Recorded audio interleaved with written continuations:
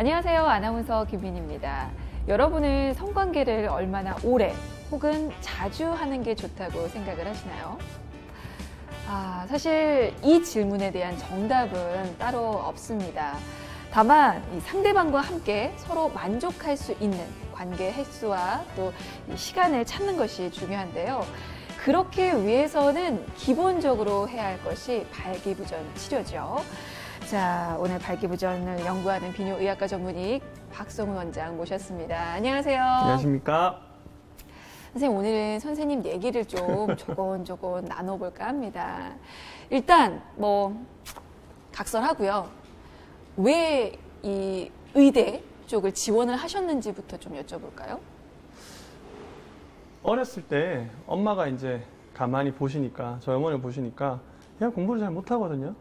그러니까 너는 피아노를 하자. 피아노하고 같이 하면은 좀 그래도 좋은 대학에 갈 수 있지 않겠냐. 그래서 좀 늦깎이로 중학교 2학년 초부터 시작했어요. 그래서 고등학교 진학할 때도 예고 가면은 문제가 좀 있을 수 있으니까 인문계로 진학을 한 거예요.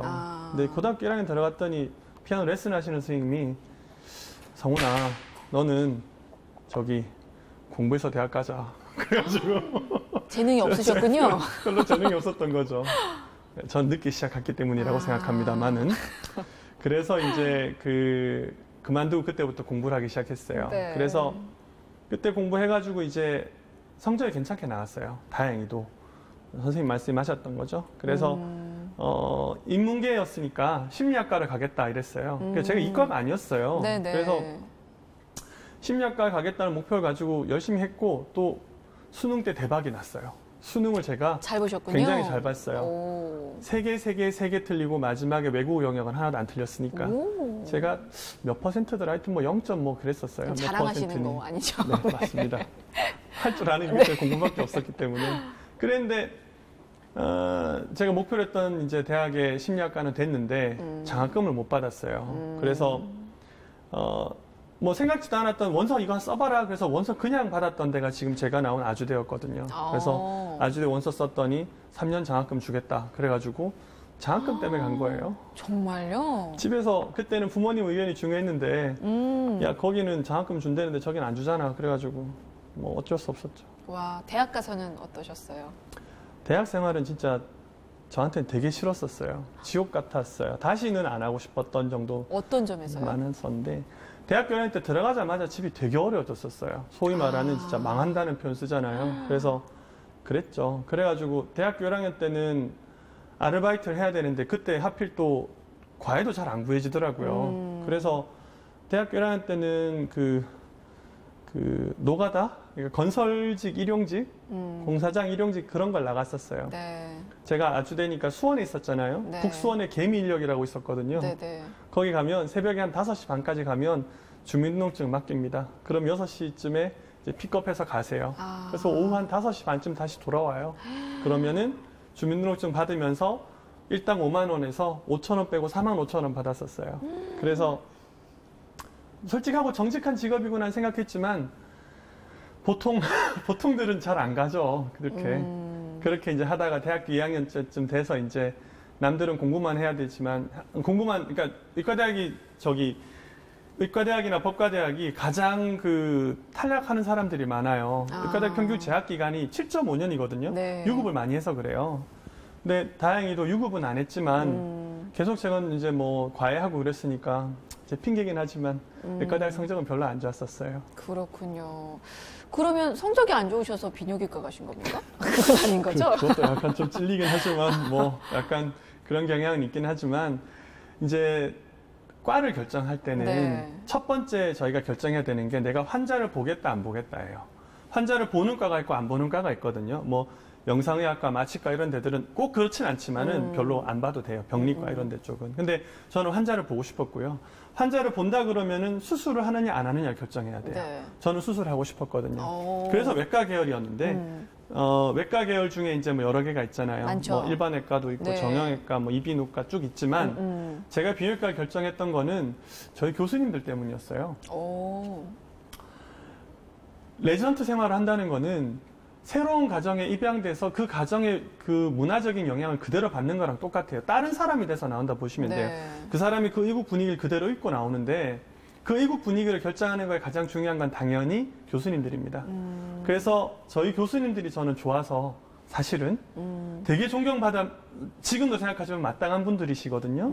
그래서 비뇨기과 선택했다고 보시면 될 것 같아요. 어떤 교수님이 생각나시나요? 뭐 다 생각나죠. 다 생각나지만 지금 제가 수술할 때마다 언제나 생각나는 건 김영수 학장님. 그러니까 학장님 하셨었거든요. 그래서 생각나는데 저희도 처음 할 때가 있잖아요. 그러니까 그때는 뭐 메스를 칼을 어떻게 잡아야 되는지도 모르고 홀더나 포셉 어떻게 잡아야 될지도 모르는데 수술방에 그러니까 소아비뇨기과 수술 줄 하시는 선생님이셨는데 그 하나하나 다 가르쳐 주셨어요. 예를 들어 칼은 이렇게 잡고 홀더는 이렇게 잡고 수술 때는 이만큼 높여야 되고 절대 허리 숙이지 말고 이런 걸 가르쳐 주셨거든요. 왜냐하면 저도 요즘 느끼지만 자세가 안 좋잖아요. 그러면 수술하고 나서 아파요.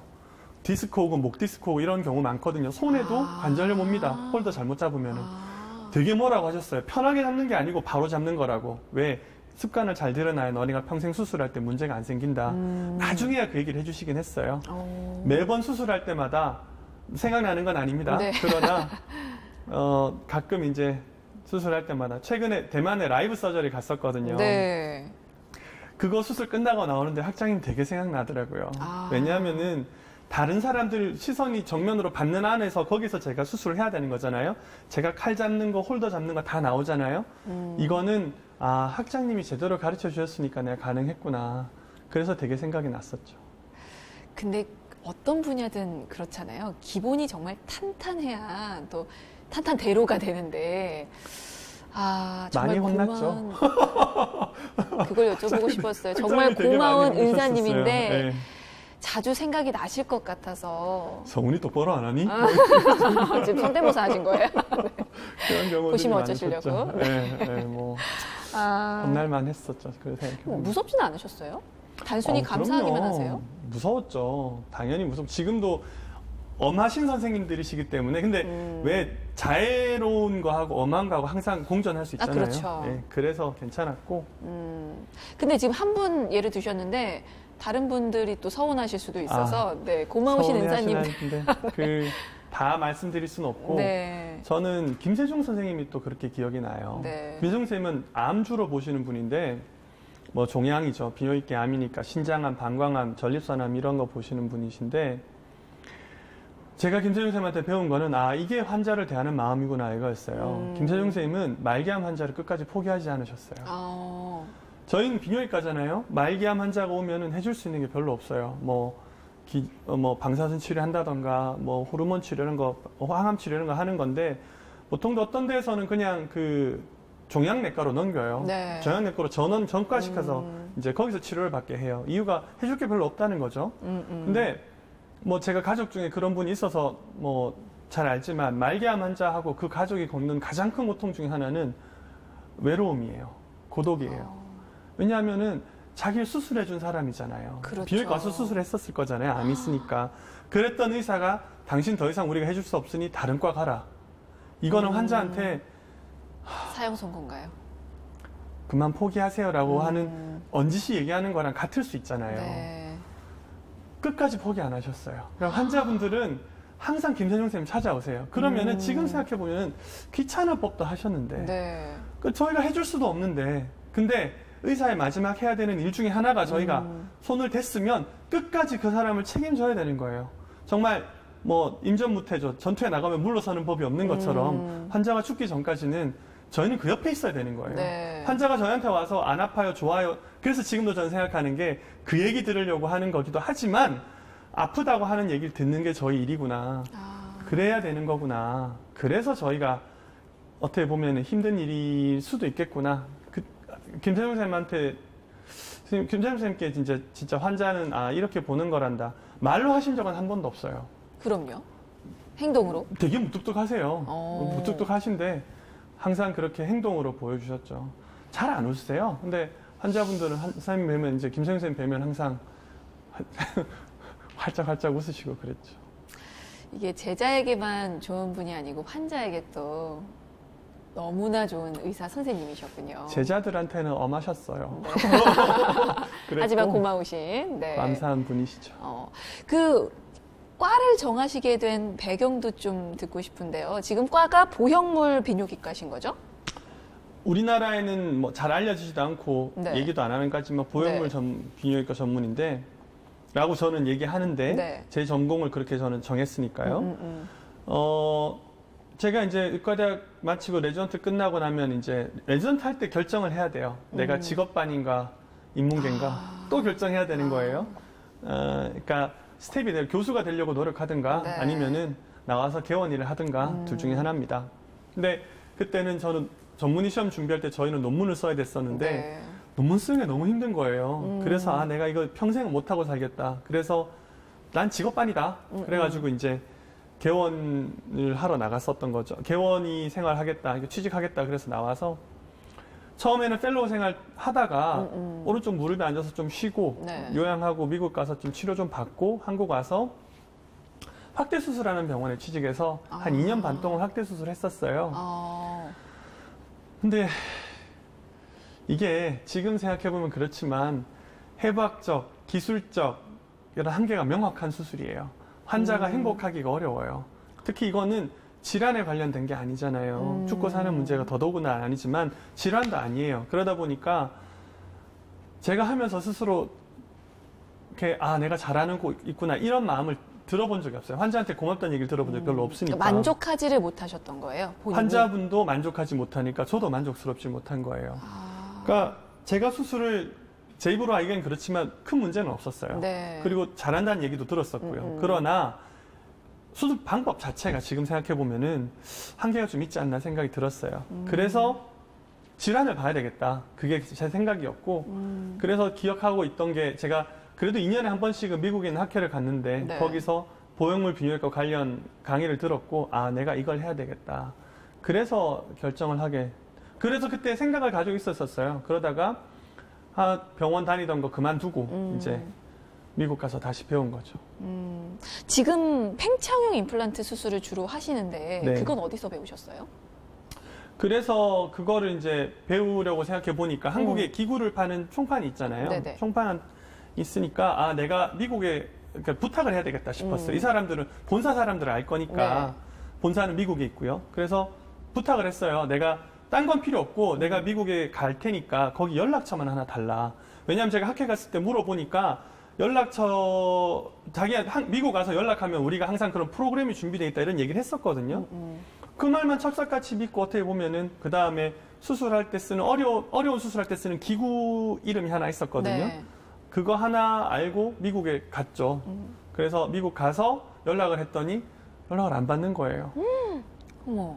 제가 이메일로 확답까지 받았었거든요. 한국에서도 그랬고 그리고 뭐 계속 전화하고 정말 수없이 연락을 했지만 안 받아요. 네.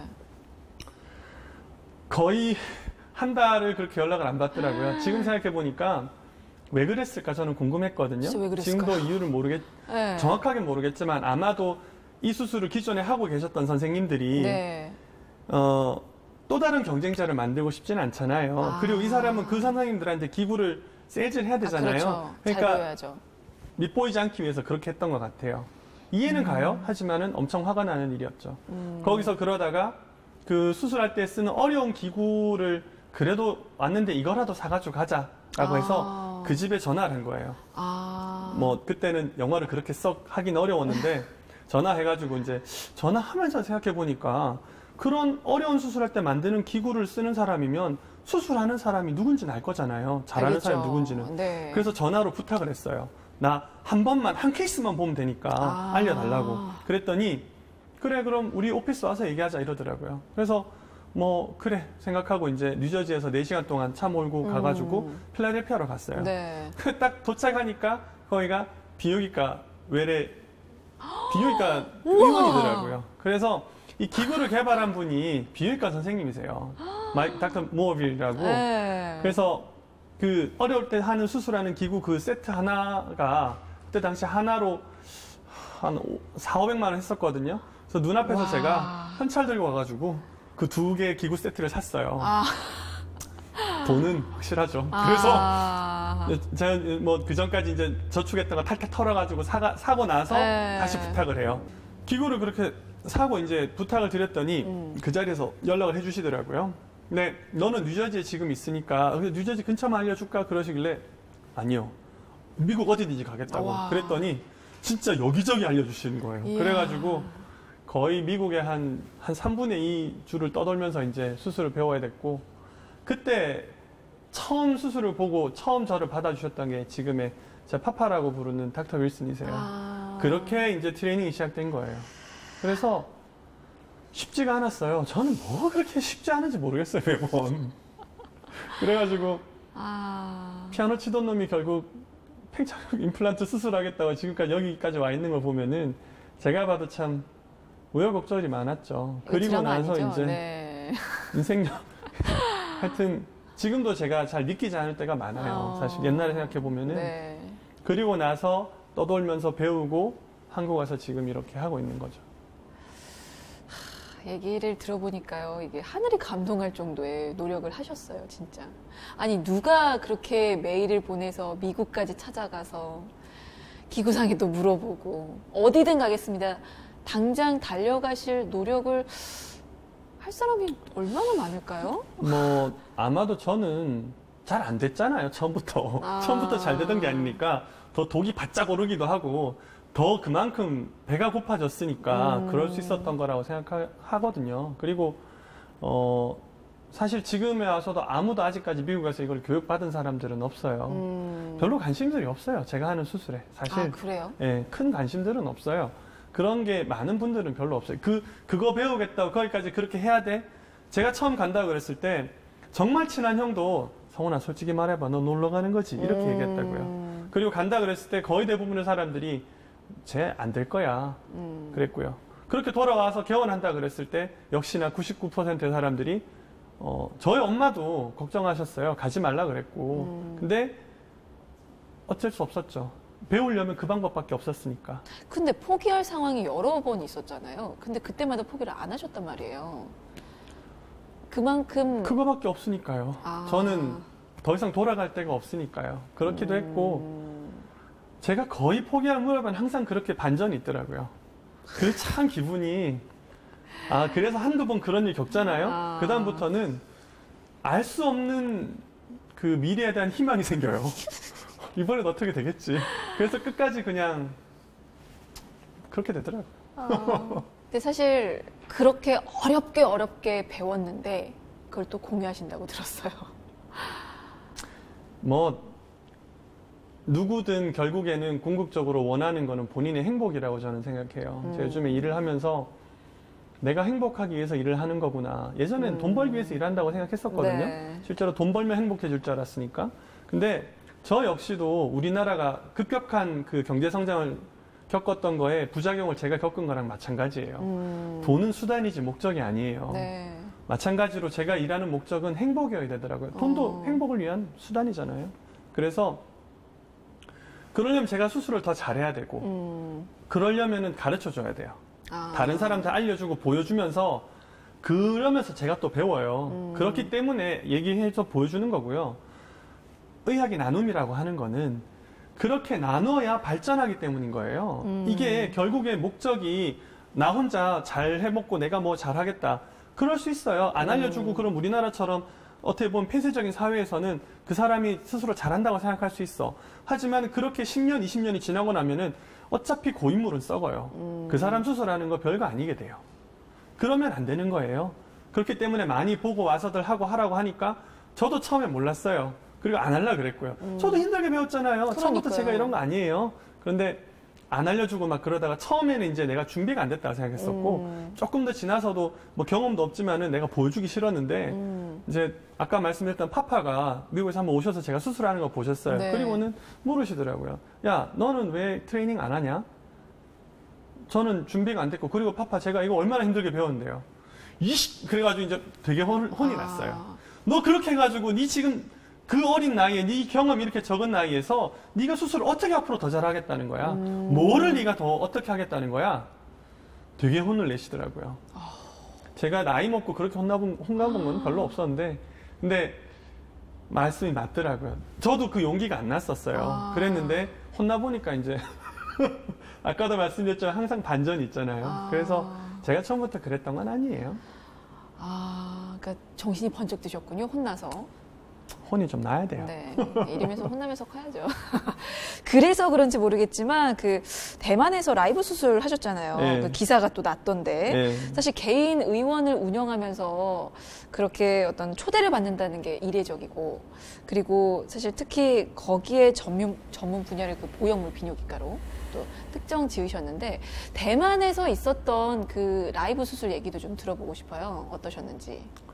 뭐 그냥 대만이 지금 이 수술 다시 시작하거든요. 그래서 와서 해달라고 해서 간 거고. 근데 그런 이유가 이제 제가 예를 들어서 파파 말씀하셨던 거랑 반대로 안 감추고 안 보여주고 안 하려고 그랬으면은 결코 초대를 못 받았을 거예요. 당연하죠. 뭐 당연하지 않을까요? 두 번째는 평소에 그 전에 트레이닝을 했었으니까 네. 저는 그런 게 처음이었거든요. 저 역시도 되게 긴장되는 일이었어요. 그렇죠. 어떻게 해야 되는지 모르잖아요. 이거 누가 가르쳐 주지도 않고. 근데 이전에 트레이닝 하던 것처럼 똑같이 하니까 마음이 편안해지더라고요. 그래서 수술 시간이 좀 더 걸리고 그랬지만 스스로는 굉장히 되게 그 벅찬 경험이었어요. 아, 이게 진짜 내가 이 일을 하는 즐거움이구나. 즐거움 중에 하나구나. 환자들이 즐거움을 보는 것도 그렇지만 아, 이게 내가 해야 될 일 중에 하나가 아닌가. 요즘은 가르쳐주고 이렇게 수술이 이런 거다라고 얘기를 할 수 있고 이게 요즘은 뭐 그런 거 다시 되돌아보는 계기가 된 것 같아요. 그러면 그 수술 방법을 공유하신 분들의 어떤 그 반응도 좀 궁금한데요. 혹시 들으신 바 있으신가요? 얼마 전에 이제 3년 전에 인도에서 와서 저한테 배워간 친구가 네. 있거든요. 닥터 굽타라고. 네네. 근데 얼마 전에 그 왓츠앱이라고 저기 채팅 앱이 있어요. 거기로 연락이 왔어요. 닥터 박, 나 이번에 처음으로 이 수술했어. 3년 반 만에 배우고 가서. 와. 근데 이게 이랬는데 나한테 조언해 줄 거 없어? 그래서 제가 그 얘기를 듣는데 저는 자식은 없어요. 하지만 이래서 사람들이 그러나? 제가 좀 이해는 가더라고요. 되게 벅찼어요. 이 친구가 이렇게 가서 그랬구나. 그러니까 왠지 모를 식구가 하나 더 는 것 같은 그런 기분 좋은 감동이 오더라고요. 그러니까 왜 사람들이 그렇게 가르치라 그러고 가르쳐 주라고 그러셨겠어요? 애정이 없으면 저한테 그런 얘기 안 했겠죠? 그런데 그게 그런 이유다. 요즘은 말로 굳이 꼭 안 해도 알 것 같아요. 근데 사실 지금 이 박성훈이라는 사람에 대해서 좀 얘기를 들어봤는데 이런 시간을 갖고 싶었던 이유가 있으시다고 사실 그 얘기도 한번 해주시면 좋을 것 같아서 살짝 네. 꺼내봤습니다. 환자분들이 저희 병원에 오셔서 받으셔야 되는 수술은 남자들이 정말 결정하기 어려운 수술이거든요. 네. 근데 저는 선택을 받아야 되는 입장이잖아요. 저는 선택받는 사람인데 최소한 환자분들이 자기 몸에 칼을 댈 사람이 어떤 사람이라는 거는 아셨으면 좋겠어요. 그 사람을 안다는 건 우리가 그 사람의 과거를 알고 그 사람이 지금 무슨 생각을 하고 있는가, 어떤 경로를 통해서 지금의 저 박성훈이라는 인간이 만들어졌는가를 알아야 된다고 생각했거든요. 모든 환자분들이 저희 병원에 오시라 절대 아니에요. 네. 저희 병원에 모든 환자분이 오실 필요도 없고, 그리고 어떤 경우는 궁합이 안 맞는 경우도 있을 수 있어요. 그렇기 때문에 환자분들한테 최대한 정보를 드려야 그분들이 결정을 하시는데 도움이 될 것 같아서 그랬어요. 병원에 오셔서 의사랑 만나서 얘기할 수 있는 시간은 정말 제한적이에요. 3분 내지 5분이라고. 그걸 가지고 그 사람을 판단할 게 너무 가혹하지 않아요? 네. 저는 그렇게 생각했기 때문에 그냥 있는 그대로 평가를 받아야 되는 게 저희들 일이잖아요. 네. 솔직하게. 그렇기 때문에 이런 말씀을 좀 드리는 게 어떨까. 궁금해 하실 수도 있잖아요. 네. 그리고 뭐 제가 영 아니다 싶으면 저 병원에 안 오시겠죠. 차라리 그게 환자분도 시간 절약하는 길이고 네. 그게 제가 해야 되는 도리가 아닌가 생각했어요. 알겠습니다. 자, 오늘은 비뇨의학과 전문의 박성훈이라는 사람에 대해서 살펴봤습니다. 어떻게 이 길을 걸었고 그리고 어떤 생각을 가지고 환자들을 대하는지 살펴봤는데요. 이런 분이십니다. 한 가지만 좀 부탁을 드려도 될까요? 네네.